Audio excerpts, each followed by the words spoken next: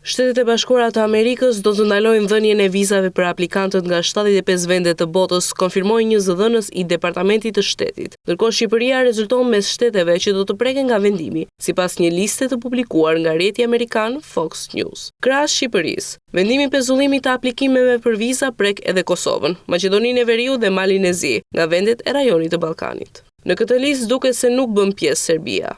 Vendimi pritet të hyjë në fuqi më datën 21 janar dhe do të zbatohet për një kohë të pacaktuar derisa Departamenti i Shtetit të bëjë një rivlerësim të sistemit të vizave.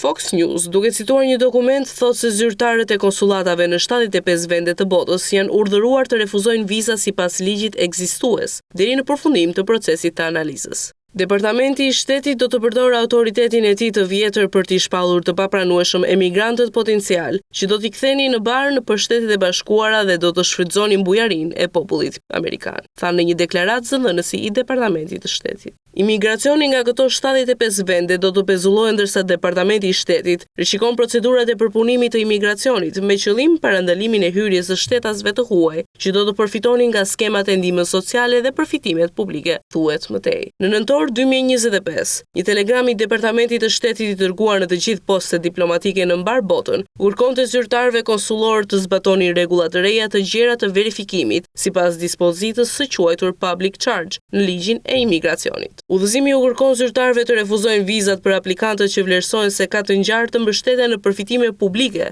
duke peshuar një gamë të gjerë faktorësh, përfshirë shëndetin, moshën, njohjen e anglishtes, gjendje financiare dhe madje edhe nevojën e mundshme për kujdes safatgjat mjekësor. Vendimi që prek edhe Shqipërinë vjen 10 ditë pasi presidenti amerikan Donald Trump ka shpërndarë në rrjetin social Truth Social 2 tabela me të dhëna mbi përfitimin e asistencës sociale nga familjet emigrante në Shtetet e Bashkuara të Amerikës, ku përfshihen edhe emigrantët shqiptar. Sipas këtyre të dhënave, 41.3% e familjeve emigrante shqiptare në Shtetet e Bashkuara përfitojnë ndihmë sociale nga Shteti Amerikan. Në listë përfshihet edhe Kosova, ku 46% të familjeve që jetojnë atje marrin ndihmë nga Shteti Amerikan. Ambasada e Shteteve të Bashkuara të Amerikës në Tiranë më herët përmes një njoftimi sqaroi në një njoftim se mbajtësit e vizës B1, B2 duhet ta përdorin atë vetëm për qëllimet e lejuara si turizëm, pushime, vizita familjare apo takime biznesi. Ajo theksoi se me këtë vizë nuk lejohet puna, studimet, performancat e paguara apo udhëtimi me qëllim lindje në Shtetet e Bashkuara të Amerikës për marrje shtetësie.